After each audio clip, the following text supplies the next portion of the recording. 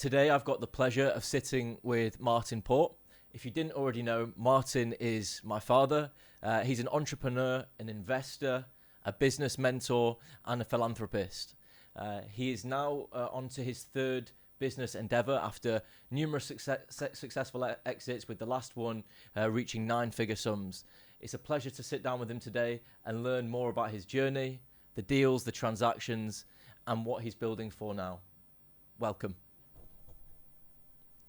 Thank you, Josh. Thank you for giving me the opportunity to be the first guest on your new podcast after the Handshake. It's obviously a proud moment, not just because I'm a father, but also because you've launched this amazing business. So congratulations. After the Handshake is a very interesting title, and I think every time I've tried to, and endeavored to build a business and started from scratch with very little means and small amounts of money, bootstrapped. I've always tried to build the skyscraper, but I've always seen my responsibility as putting in the foundations for the skyscraper. So that would be the foundations, putting in the basement, and then securing the building, and then hopefully getting us to level 2. After that, after the Handshake, typically I would bring in private equity, find great partners, and those partners would help build the next levels of the building to eventually reach the skyscraper. So I wanted to ask you a little bit more. So you've just mentioned there the foundations and what you do to set up a winning company and a winning business.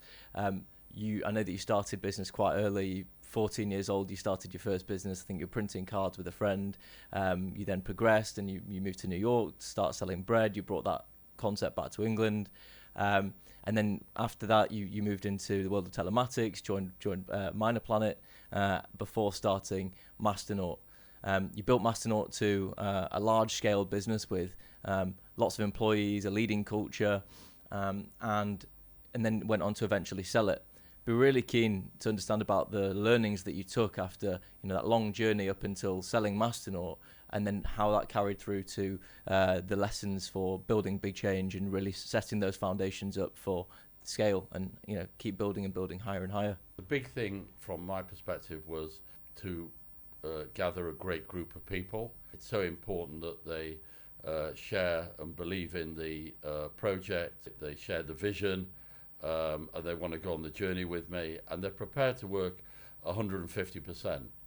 When you're building a business from scratch, it's vital that everyone works hard, they work tirelessly to achieve the goals. Then you have to have the great product, great customer service, and ultimately achieve a great return on investment, so you can retain for your clients, for your customers.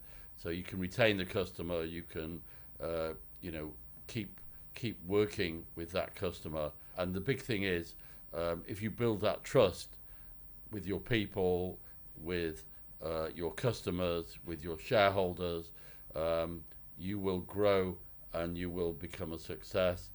And I would say that the big thing that I've,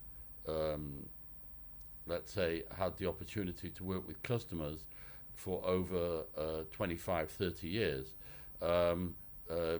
customers that started with me in Masternaut, then they became customers of BigChange, when we evolved the solutions, and then finally, obviously, I've got customers that have been with me in 3 iterations, now Build Concierge. Obviously, Build Concierge is very much an overlay on BigChange. So typically, if a customer's got BigChange, they could buy Build Concierge, but it's that trust and the belief, and the people know that they can pick the phone up to me anytime to speak to me and to ensure that things are working properly and they're going in the right direction, and ultimately they get a great return on investment. BigChange went from nothing with an idea, a concept, and I believe you worked with the CTO from Masternaut and you brought him along the journey.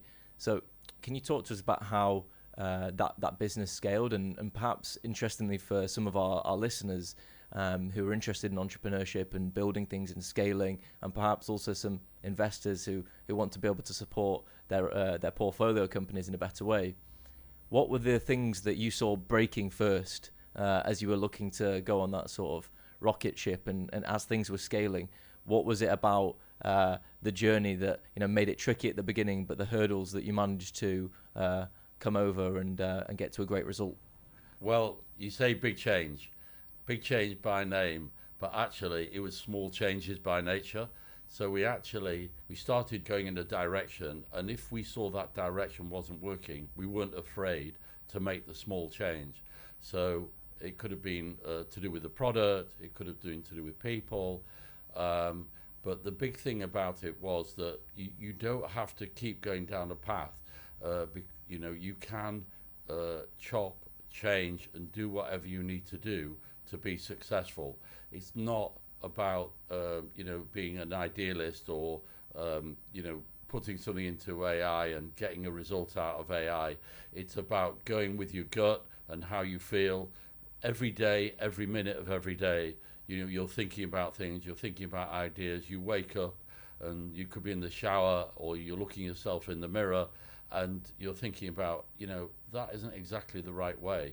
And you have to obviously sell it to your team. You can't be disruptive, but you do need to make small changes to achieve the big change. And I think that's so important in business, that you're not afraid of change. And I'm certainly not afraid of change. Really keen to understand, you've had a career spanning multiple decades, and you've seen lots of changes both in your personal life and around the world. We've had a number of different crises, both from a health and financial perspective. How have those impacted you as you've gone on your journey, and how have they impacted the businesses that you've been building? Be keen to understand sort of the most challenging moments that you faced. So I think challenging moments also are amazing to give you a kind of learnings, so that you don't make the same mistake twice. So 2008, the crash, that was Masternaut was flying, we were recruiting, we were growing. I think we had about 230, 40 people, and all of a sudden 2008 came the financial crash. And basically what happened was that what I learned from that was don't be dependent on anybody. So obviously we had a facility from the bank. I remember the bank lending me £6 million to buy a business that had a building in it. The building was the property that we were renting, and also where it was our data center. In those days you had data centers. Now you have virtual data centers. But so we took the money, £6 million. In fact, 3 banks offered us money, and the valuation of the property was nearly the value of buying the business. So it made sense. It was a good deal from a cash flow point of view. What we paid out in rent and services literally serviced the loan.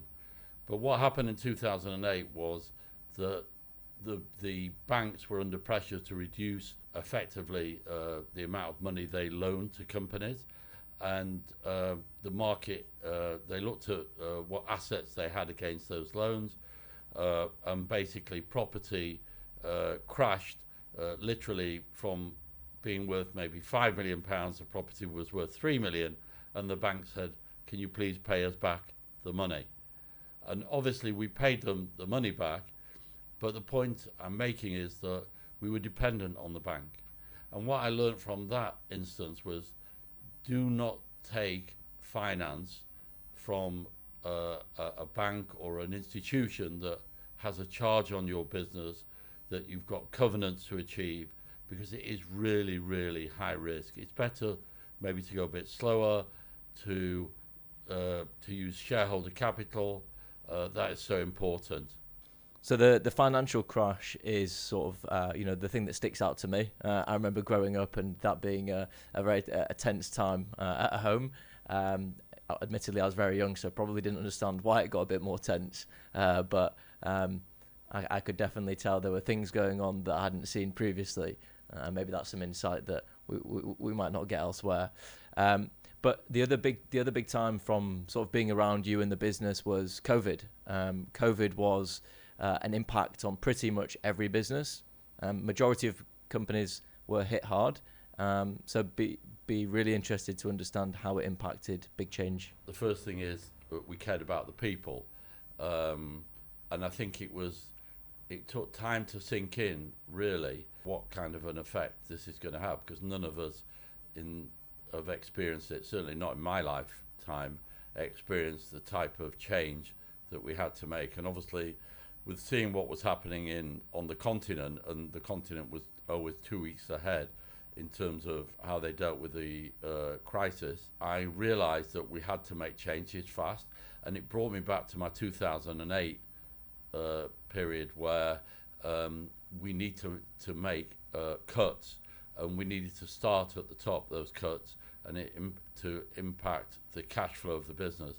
So I remember my senior team, I called a meeting and I got them to take salary cuts, significant salary cuts, and then we determined which people we had to potentially let go, or on which people that we would potentially furlough. So in other words, to put us in better financial shape for the good health of the business and the people as well, and also to make sure that our customers had the very best service, because they were going to go through a very similar turmoil. Actually, what happened during COVID was it became our busiest time. We saw the greatest growth in the business because everyone had to work virtually, and more companies needed to improve their solutions and systems so that they could operate from home, and obviously look after the key workers, the engineers that were on the road. So the learnings from 2008 and how to react in a crisis stood me in good stead for the COVID cap crisis, which was obviously took a toll on the whole of the UK and the world. But thank God we came through that stronger and improved. So you've just talked about being able to go into your senior leadership team and talk to them about cuts at a really difficult point. And I know that you made cuts, as you mentioned, during the financial crisis back in 2008. How do you continue to keep people motivated? How do you continue to create that really positive culture when the going gets tough and things are tricky and people are feeling unsettled and uncomfortable? What is it about your organizations that create lasting employment, that create that value in what you're looking to achieve? So obviously you need to set out the vision and the mission, and you need to keep updating the team on that. And so every Monday we have a huddle. Typically that's virtual because people work from home, and it's a fantastic 15 minutes together, talking about personal stuff as well as business. We get the team motivated, get them on a high from the beginning of the week, because Monday mornings is always a struggle for many people, but kind of it helps us be motivated. Then also we have, in the past I've done things like Motivational Monday once a month, where we used to bring in motivational speakers from all different areas from sport, from even we had famous models, also people that went through a lot of pain and adversity. So Motivational Monday, the huddle, then also one-to-ones is so important, and generally I'm constantly in touch with people. And I think that one big thing I would say is I've got empathy. I can see when somebody's under pressure or feels like they need somebody to put their arm around them. I truly believe the most important thing is, like family, charity begins at home with family. In the same way, it's important to support the people that you work with, their colleagues, their brothers, their sisters, their family members. And that's what I always say. I run a family business. Obviously, that family business changes when you, after the deal, and you bring in a professional investor, but they love that culture. Even the professional investor loves that culture, and they buy into that culture, and they want to carry on that culture. And I have to say, I was blessed in BigChange to have a great partner in Great Hill Partners and Richard Worley and his team. They did a fantastic job in helping us get to the next stage, and we were truly blessed to have them. That's fascinating. So now we know what it looks like if we were going to walk into one of your companies and walk the floor to understand what the culture looks like. Would love to understand how you would go into a business that perhaps has a rotting culture, a culture where internally things don't feel good. And what are the typical things that you would do? What would you do first to try and perhaps understand that culture, and then to try find solutions to make things right?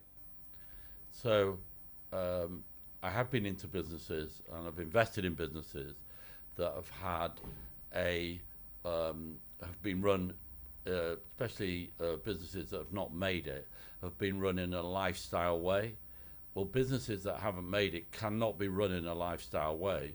They have to still feel very bootstrapped, because until you hit that level 2 of the building, you've not succeeded. There's no success. Taking money from shareholders or investors or banks or whatever, you have to be responsible. And so my first thing would be to meet individually, or meet as a team and individually, once you've assessed the position of the business, and then speak to each person and get their take on, where is the business, how's it doing, where are the things they think it's good, what it's doing well, where can it improve. That's absolutely important. There's 2 questions: what we're doing well, and what can we change to make it even better.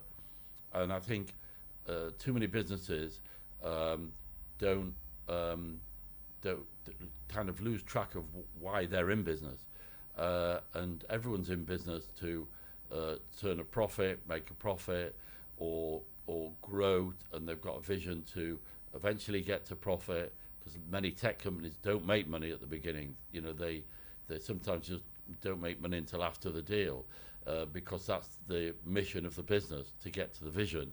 So I just think it's vital that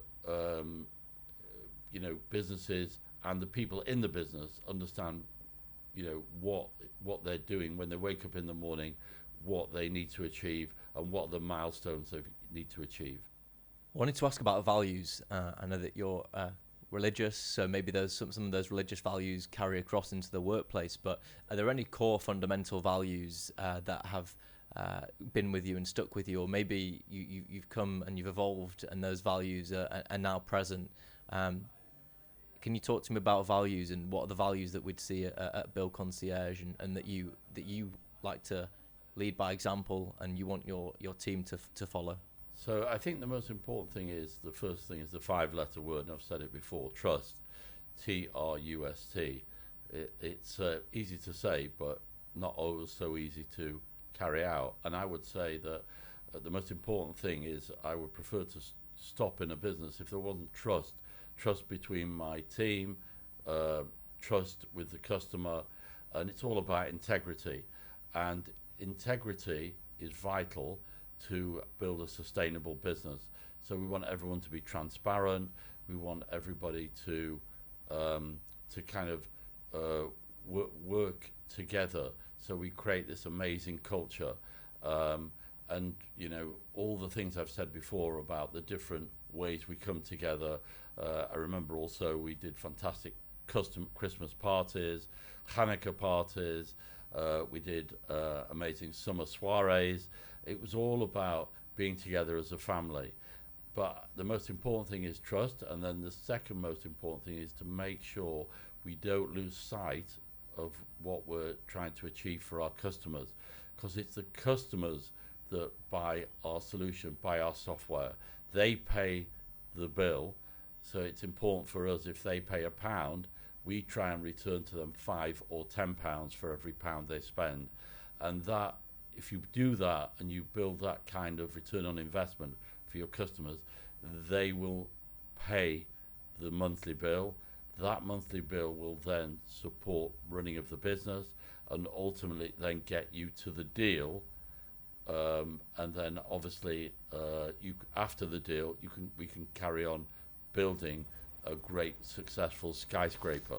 So you've mentioned the deal a few times, and perhaps we'll talk about some of the acquirers or investors that you've worked with, that you've come across, and maybe some stories there. But before that, I think there's probably something that not a lot of people know about you, is that you've actually acquired businesses whilst trying to grow the businesses that we've mentioned previously. Would you be able to talk on some of those businesses that you've acquired, that experience, how it was to bolt on or ingest businesses? What were the things that you were looking for, and how did it feel to sit on the other side of that table? So the businesses that I acquired, it was really all about know-how. It was the people that I wanted in the business, so they delivered the know-how. And then secondly, it was about the product that they had within the business. Obviously, as a deal maker, I like to buy well and sell a higher price, which is normal. But the businesses that I bought, for example, in Masternaut, great businesses. The first business I bought was a business called 3X, and it was owned by General Electric. Again, a great group of people. Many of the business people, are still in the business in Masternaut, now owned by Michelin, the multinational tyre company called Michelin Mobility. And those people were an incredible group of people. They were formerly worked for GE, so they had an incredible culture. So that business was essentially helped to complement the product we were selling already, so it gave us some more value to sell to our existing customer. I then bought a data center, which I spoke about before, which was the building. It was a priory set in the middle of Aberford, which was like a rural country. It looked like a bit like Hogwarts, from Harry Potter. The building was a sensational building, roughly about 15,000 square feet, and it had a two-level data center. And obviously in that business we brought along some amazing people, but also we brought the asset. And then finally I bought a Microsoft reseller of Great Plains Accounting that was verticalized for the transport sector. And again, I brought people with great know-how.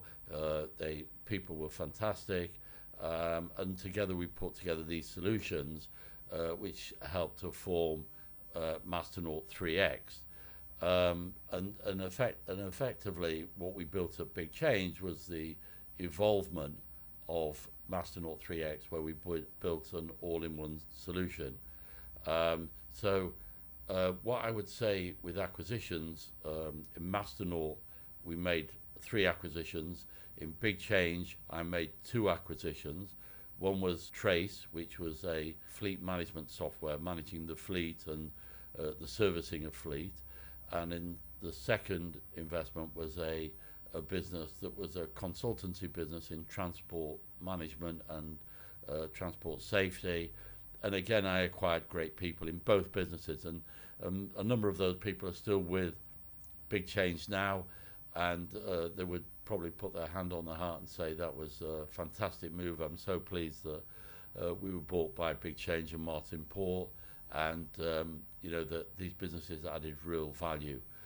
So it's not always you're buying a business for the sales or the profitability. You could be buying it just for the know-how and the people. So I wanted to ask a little bit more about the investors and acquirers that you've worked with. And perhaps we'll start first with Masternaut. It'd be great to hear from you about what made you go with the acquirer that you did, and why was that the right time for you and the business to go on that next step? So the first acquirer in Masternaut was a big French conglomerate. It was an airport operator, the largest airport operator probably in Europe. It was a company called Aeroport de Paris, and the CEO, Frédéric Dupion, was an amazing gentleman, along with Christophe de Pescara as well. And they were good to work with, trustworthy. So they acquired my business the first time, and then we came together, and then we sold ultimately to the private equity. My first private equity deal was to Francisco Partners. Again, working with Deep Shah from Francisco Partners. He was a great partner, very nice person, trustworthy, and always somebody that you could talk to, pick the phone up to. And I felt very confident that the business was in good hands to go from level 2, level 3, further up to maybe level 5, level 6. So I think I've been very lucky to have those kind of partners. And you've already referenced Great Hill Partners and the relationship that you built there. Great Hill are Boston-based, so I know they've now got a UK office, but how did you come about Great Hill Partners? Did they reach out to you?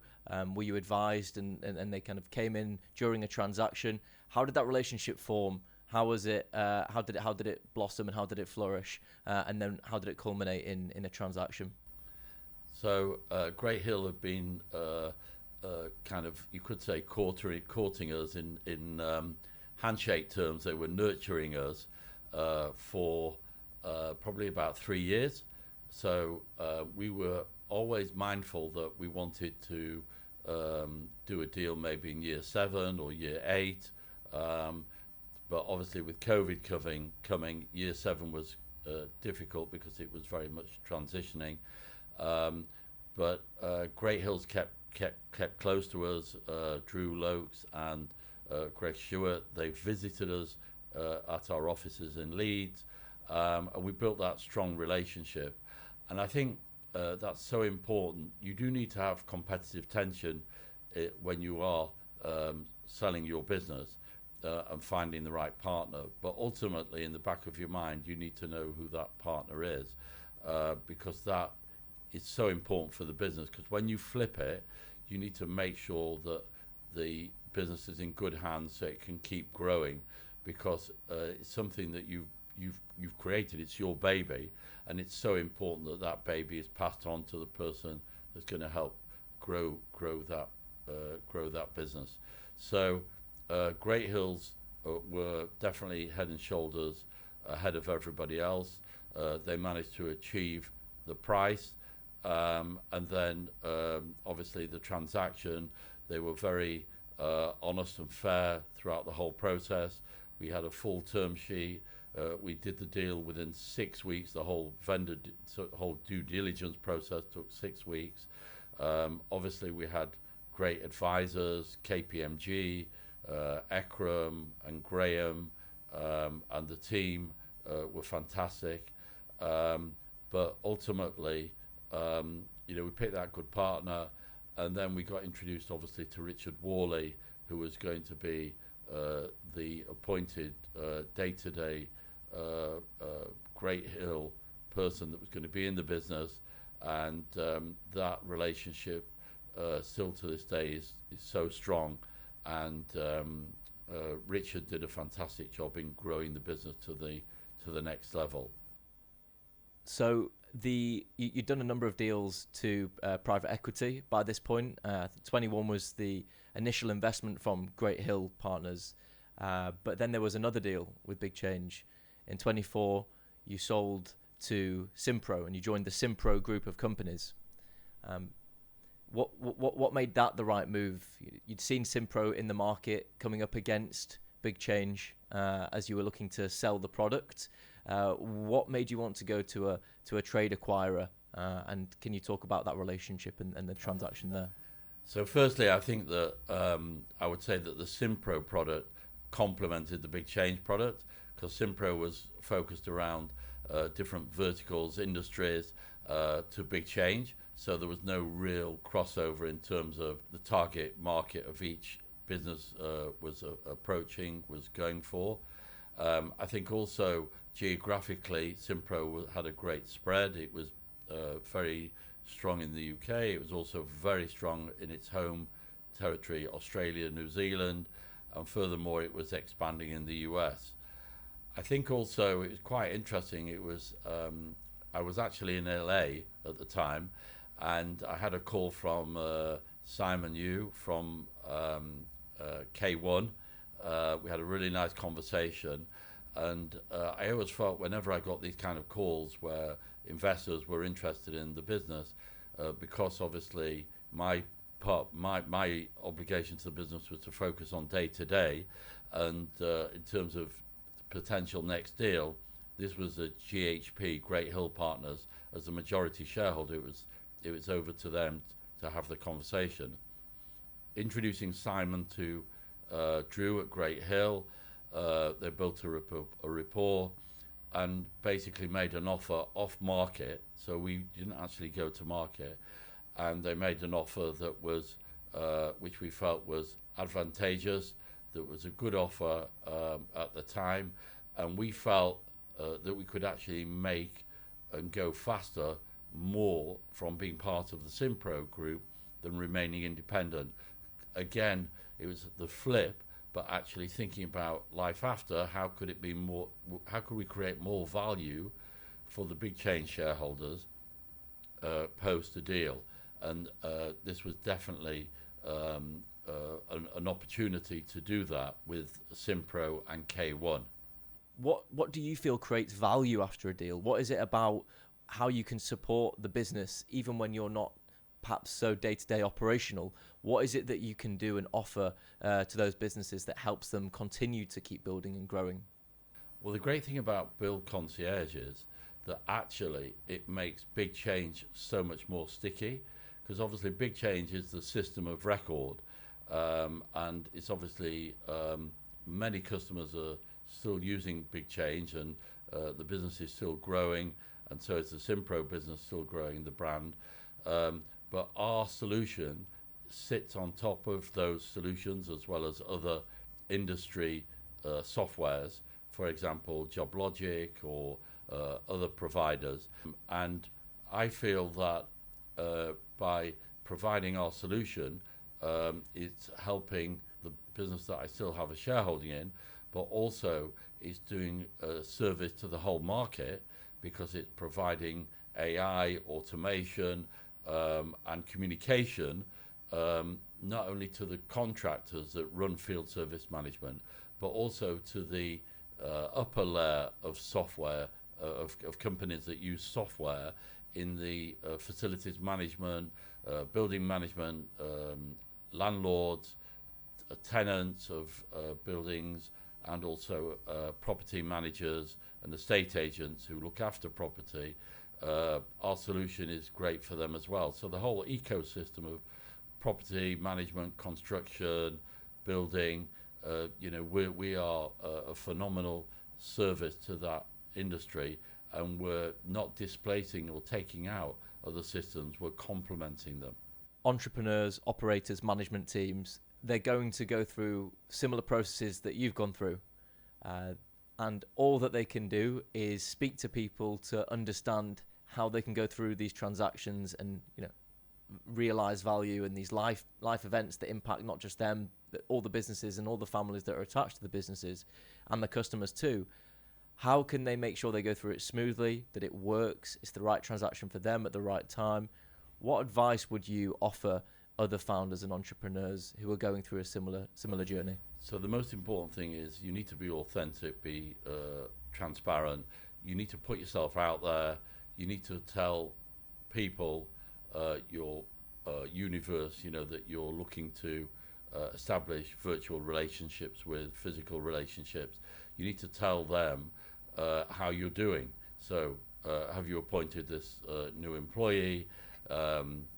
Celebrate successes like new customers, give monthly updates, quarterly updates through social media, especially LinkedIn. LinkedIn is the most powerful medium, and build up a great LinkedIn presence.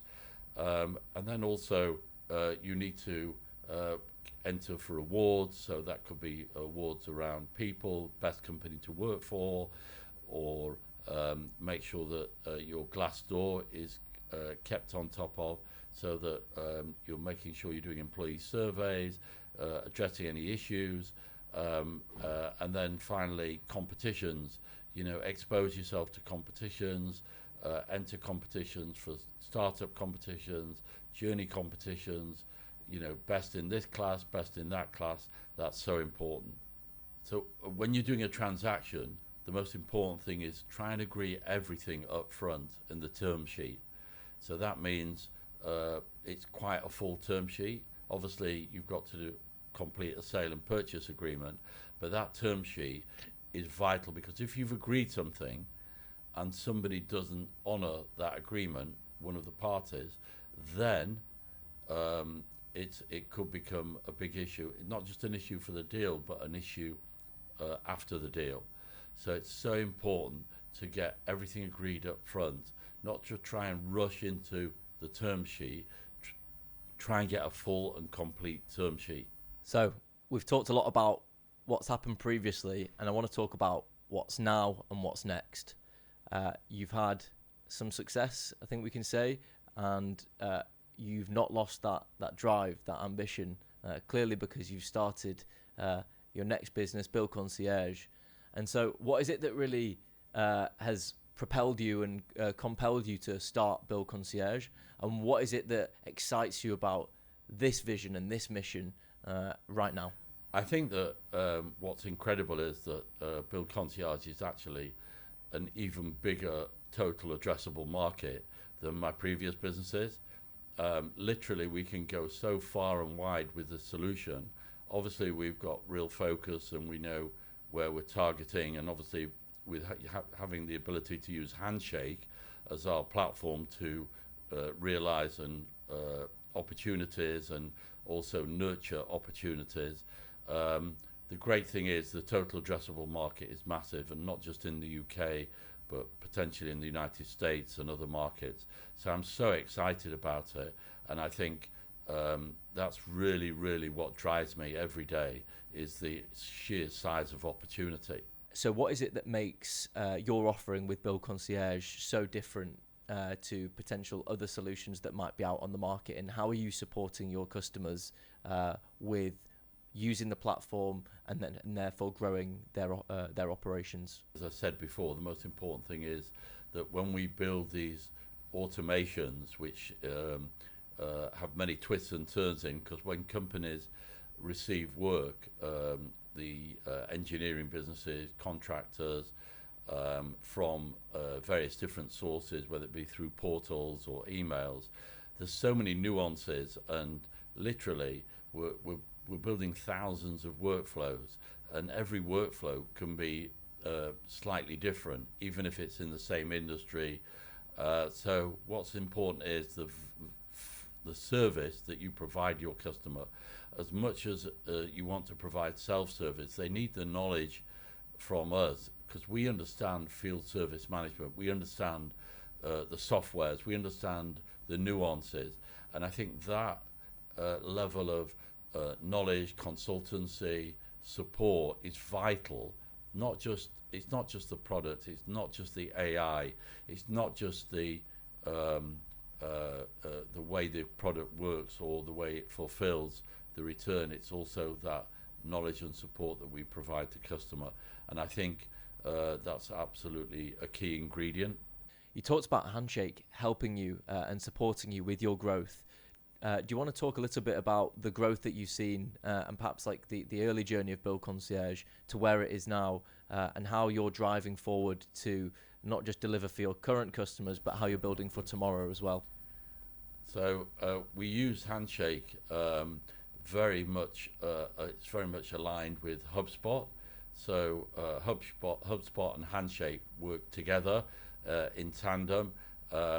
Handshake finds us opportunities in different markets that we're focused on, and understands their actual growth, understands where they are today, make sure they're financially viable to work with, and also presents us the people that we need to make contact with, so that we can have what you call a personal relationship with that individual. We don't do automated marketing, we don't believe in it, and Handshake gives us the ability to talk to people individually, not through computers, which is very much our DNA. It's what we're about. That DNA is very, very important. Being able to relate to people, build personable relationships. So tech can get you so far, but it's those relationships that really make all the difference. It'd be great if you could share a little bit more about the journey with Build Concierge to date, the growth that you've seen, and sort of the plans as to where you can take it for the next year and beyond. So Build Concierge is already at nearly $2 million ARR. We forecast to be at $4 million, $5 million ARR by December this year. Again, next year we're looking at $12, $13, $14 million in annual recurring revenue. As we build the sales team, as we build the momentum, as we build the customer base, more and more customers are inquiring about the solution and signing up for the solution. Where we're going is we want to build a bigger skyscraper than I'd previously built. I'd love to build a unicorn. Maybe a private equity will help me build that, because I think we can build it to a certain stage, but again we need somebody to help us get to level 3, level 4, level 5, but again that could be a unicorn. But I'm very focused on day to day. I'm focused on today and achieving success today, and every time I wake up and I focus on today and know what I have to achieve, it will help me build for tomorrow. Even though you are my dad and we have a very close relationship, I typically get my news regarding you and the family and the business from LinkedIn. That's where I hear about things first. What is it about LinkedIn as a channel that's been so powerful for you? Why are you so active, and why is marketing so important as you've grown these businesses? LinkedIn is a very credible platform. It's not only credible because you obviously hear about businesses, and businesses post about successes and new products and various other things, but they also post about people, and people's obviously a big part of what we're all about. And also you get to know people's what they're doing in their private life, as in not in an intrusive way, but it helps you understand the makeup of people and what they like, what they don't like. But I think it's important for your connections and your followers to know about you, because at the end of the day, I always see myself as the landlord of the pub. And when you go into a pub, a public house in the UK where you drink alcohol, above the door is the name of the landlord. And when you go into the Build Concierge pub or business, you see Martin Port above the door. And it's vital that they know when they go into the business that they know they've got somebody that's helping to manage that business and make it an even greater business so they can get ultimate benefit. And also my people know that I'm there for them and responsible to them as well. So it's all about getting to know me, I'm getting to know them, and so on and so forth. Amazing platform, and I take my hat off to the founders of LinkedIn. So really appreciate your time. We've gone through a lot there, the journey, how you got started, the businesses and how they've evolved, talked about the deals, the transactions, and what life is like after the handshake. Be great just to hear, as a final remark, What would you tell entrepreneurs who are building businesses now in this time, in this era of technology, and how can you be different? How can you stand out? So first of all, you've got to have a great team, great people, great first lieutenant, people by your side. Then you've got to build an incredible product or service that really can deliver great value. And then finally, you have to wrap all that up with great customer service. So 3 things to look out for. If you do all those 3 things well, you'll be a success. A pleasure to have this time with you. It's been a pleasure to speak to you, and I'm really delighted to carry on using Handshake and watching all your wonderful developments happen.